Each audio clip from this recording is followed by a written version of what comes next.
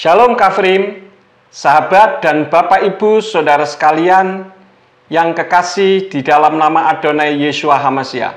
Kembali berjumpa dengan saya Pendeta Yakob Sulistyo.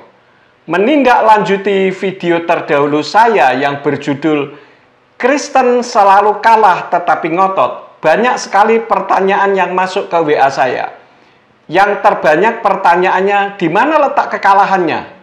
Oleh karena itulah video ini saya beri judul Di mana kalahnya? Kekalahannya jika berdiskusi atau bahasa kerennya berdebat dengan teolog Islam tentang ketuhanan, memang pendeta Kristen selalu kalah dan kalau saya boleh katakan kedodoran lah. Kenapa? Bukan karena pendeta Kristen ini tidak mampu, sama sekali tidak, atau bodoh, sama sekali tidak. Tetapi karena yang pertama tidak mampu menunjukkan dalilnya. Hal itu karena kitab terjemahan yang dipakai rancu, sehingga membingungkan antara nama diri yaitu Yahweh dan Allah. Ini sama-sama nama diri dengan sebutan yaitu Tuhan Elohim. Dan terkadang nama diri Allah juga dijadikan sebutan, terkadang menjadi nama diri juga. Sehingga di terjemahan kitabnya Yayasan Lembaga Alkitab Indonesia ada Tuhan Allah huruf besar semua, Tuhan T-nya saja huruf besar, dan Allah huruf besar semua. Kemudian ada Tuhan, Tuhan yang pertama hanya T-nya saja huruf besar, Tuhan yang kedua huruf besar semua, dan sebagainya. Misalkan yang pertama, Tuhan Allah huruf besar semua, itu dari kitab Yesayahu atau Yesaya pasal 12 ayat yang kedua dari kata Ibrani Yahweh. Itu diterjemahkan Tuhan Allah huruf besar semua. Kemudian Tuhan Allah hanya T-nya saja huruf besar. Di kitab Ulangan pasal 3 ayat yang ke-24 itu dari kata Ibrani Adonai Yahweh. Yang ketiga, Tuhan huruf besar semua dan Allah hanya saja huruf besar. Di kitab Ulangan pasal 4 ayat yang ke-1 itu dari kata Ibrani Yahweh Elohei. Yang keempat, ada juga Allah dengan huruf kecil semua, seperti yang tertulis dalam kitab Ulangan pasal 10 ayat yang ke-7. Itu dari kata Ibrani Gudgodah.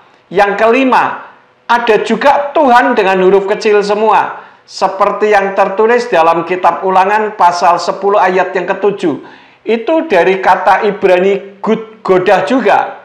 Kemudian yang keenam, ada Allah huruf kecil semua, seperti di kitab 2 Taware pasal 28 ayat yang ke-23. Itu dari kata Elohei. Yang kedua, karena menggunakan kitab terjemahan untuk mengungkapkan kebenaran dari terjemahan yang salah, karena sudah menerjemahkan nama diri sesembahannya para nabi menjadi 2 sebutan dan 2 nama diri sesembahan lain. Untuk lebih jelasnya, coba dilihat dan dengarkan dahulu dari video saya yang terdahulu yang berjudul Kristen selalu kalah tetapi ngotot. Atau ada video yang setelahnya juga. Jadi supaya mudah menemukannya, saya tulis link alamatnya di deskripsi video ini. Jadi nanti sahabat, Bapak, Ibu, Saudara sekalian tinggal klik saja. Yang ketiga, karena tidak menyadari bahwa Isa dan Yeshua HaMashiach yang selama ini dikenal dengan nama Yesus Kristus adalah 2 pribadi yang berbeda, di mana 2 pribadi ini tidak bisa diperdebatkan, seperti warna hijau dan kuning, merah dan putih, yang memang berbeda. Sehingga kalau memperdebatkan merah dikatakan putih, dan putih dikatakan merah, atau kuning dikatakan hijau, hijau dikatakan kuning, itu menunjukkan kebodohannya. Demikian pula menyamakan antara Isa dan Yesus yang nama aslinya Yeshua HaMashiach, juga menunjukkan ketidaktahuannya bahwa Isa dan Yesus itu benar-benar berbeda sama sekali. Jadi tidak bisa disama-samakan, ya. Contoh perdebatannya sekarang. Umat Islam yang menyamakan Isa dengan Yesus selalu mengatakan bahwa Isa itu bukan Tuhan. Isa itu hanya nabi saja. Umat Kristen itu mentuhankan manusia dan sebagainya dan sebagainya. Kan itu yang sering kita dengar. Nah, bagi saya, ya memang Isa itu bukan Tuhan. Dan Isa itu bukan Allah. Yang dianggapnya Allah itu sebagai sinonim dari kata Tuhan. Nah, pendeta yang masih menyamakan Isa itu Allah atau Tuhan sebagai sinonim dari Allah, mengambil dari kitab Yohanan atau Yohanes pasal 13 ayat yang ke-13, yang terjemahannya Yayasan Lembaga Alkitab Indonesia, ditulisnya begini. Kamu menyebut aku guru dan Tuhan, dan katamu itu tepat sebab memang akulah guru dan Tuhan. Ini di dalam Yohanan atau Yohanes 13 ayat yang ke-13. Atau di dalam 1 Yohanan atau 1 Yohanes 5 ayat yang ke-20 yang diterjemahkan oleh Yayasan Lembaga Alkitab Indonesia, yang tertulisnya demikian. Akan tetapi kita tahu bahwa anak Allah telah datang dan telah mengaruniakan pengertian kepada kita, supaya kita mengenal yang benar, dan kita ada di dalam yang benar, di dalam anaknya Yesus Kristus. Dia adalah Allah yang benar dan hidup yang kekal. Nah, jadi ini hanya merupakan contoh perdebatan saja ya. Dan hal itu tentu menjadi perdebatan yang berkepanjangan, yang ujung-ujungnya akhirnya saling menghujat.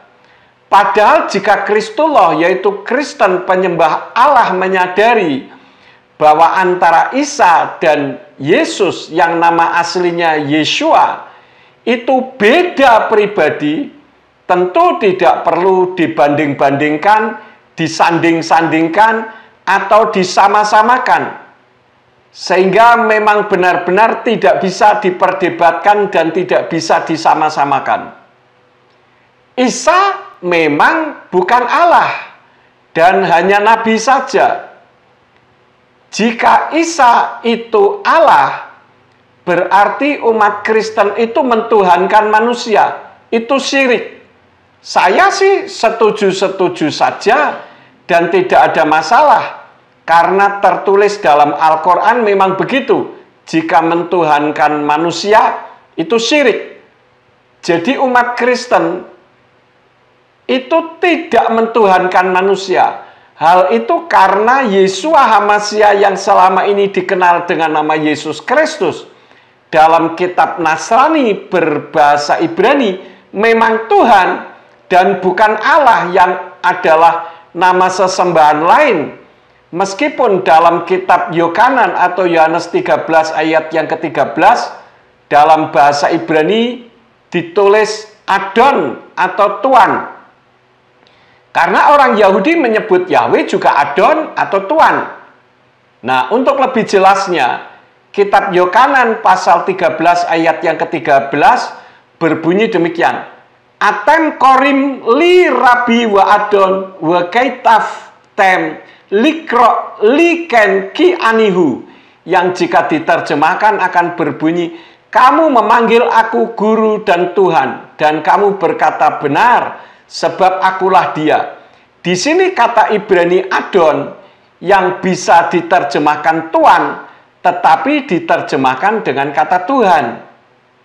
Nah, ini tidak salah. Kenapa? Karena orang Yahudi pun memanggil Yahweh Tuhan.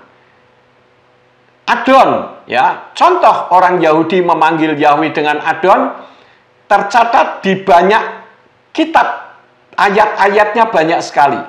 Salah satu di antaranya saya ambil di dalam kitab Mazmur 140 ayat yang ke-7, yang dalam Tanakh berbunyi, Yahweh Adonai os Yeswati sakota lerosi bayom nesek, yang artinya Yahweh Tuhanku, kekuatan keselamatanku, engkau melindungi kepalaku pada waktu perang. Masalah diterjemahkan Tuhan dan tidak ada kena-mengena dengan Isa. karena memang beda pribadi. Demikian pula di dalam 1 Yohanan atau 1 Yohanes 5 ayat yang ke-20 dalam kitab berbahasa Ibrani tertulisnya demikian. Weyadainu ki ben ha Elohim bawayiten lanu lev lehaskil oto asher hu amen welo anaknu asher hu amen hu Yeshua Hamasya beno zehu Elohi amin wekaye at, yang artinya, dan kita mengetahui bahwa putra Elohim sedang datang dan dia telah mengaruniakan kepada kita akal budi supaya kita dapat mengenal yang benar dan berada di dalam yang benar di dalam putranya Yeshua Hamasya. Dia adalah Elohim yang benar dan hidup yang kekal. Nah, di ayat 1 Yohanan atau 1 Yohanes 5 ayat yang ke-20 tertulisnya Elohi yang memang Elohim. Jadi memang beda, ya kan? Antara Isa dengan Yeshua yang selama ini dikenal dengan Yesus. Karena Isa memang bukan Elohim atau bukan Tuhan dan hanya sekedar nabi yang tidak mati di salib dan sebagainya. Bisa lihat video-video saya terdahulu di deskripsi video ini. Sementara Yeshua Hamasya yang selama ini dikenal dengan nama Yesus Kristus adalah Tuhan atau Elohim. Dia bukan sekedar nabi dan dia memang mati di salib dan pada hari ketiga bangkit sehingga bisa dan layak disebut sebagai Mesias. Dan kenapa Yeshua mati? Agar menjadi Tuhan atas orang-orang mati juga. Dan hal itu seperti yang tertulis di dalam kitab Roma pasal 14 ayat yang ke-9 yang berbunyi demikian. Sebab karena hal inilah Hamasya telah mati dan bangkit dan hidup kembali supaya dia menjadi Tuhan baik atas yang mati maupun atas yang hidup. Artinya ketika kita mati, Tuhan kita tetap Yeshua Hamasya.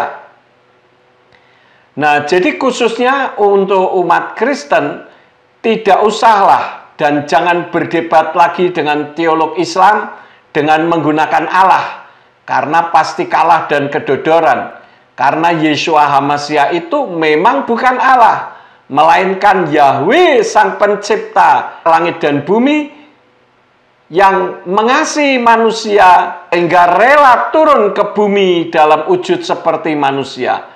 Dan hal itu sesuai dengan firman yang tertulis dalam kitab Yohanan atau Yohanes 1 ayat yang ketiga yang berbunyi, segala sesuatu terjadi oleh dia, yaitu oleh Yeshua Hamasya. Dan tanpa dia, maksudnya tanpa Yeshua Hamasya, tidak ada satu hal pun yang telah terjadi. Karena dalam kitab Brit Kadasa berbunyi demikian. Kal hama asim niyu al yadu wa in mibal adai. Juga dalam kitab Filipi 2 ayat yang ke-8 berbunyi, dan supaya didapati dalam pola seperti manusia. Perhatikan kalimat seperti manusia. Ini bukti bahwa Yeshua Hamasya bukan manusia, melainkan Yahweh. Dia hanya seperti manusia. Dia sudah merendahkan dirinya sendiri dengan menjadi taat sampai pada kematian, bahkan kematian di kayu salib. Untuk lebih jelasnya, tertulis dalam kitab Brit Kadasa, yaitu perjanjian baru berbahasa Ibrani, berbunyi, wa akarai asher nimsa ke Adam latoar hispil nafso wa yikana at mawet at mut at haetz. Jadi di ayat itu menggunakan kata nimsa ke Adam yang artinya ditemukan dalam bentuk manusia. Jadi tepat jika diterjemahkan seperti manusia. Karena Yeshua Hamasya itu bukan manusia. Itulah sebabnya kitab yang dipakai kaum Mesianik Jewish menerjemahkan dalam bahasa Inggris berbunyi, "And being found in human form, he humbled himself, becoming obedient to death, yes, the death of the cross." Jadi jelas sahabat, Bapak Ibu Saudara sekalian, bahwa Yeshua itu tidak bisa disamakan dengan Isa. Nah, sekian video dari saya. Jika video ini memberkati, silahkan share video ini kepada yang lain agar semakin banyak orang yang diberkati.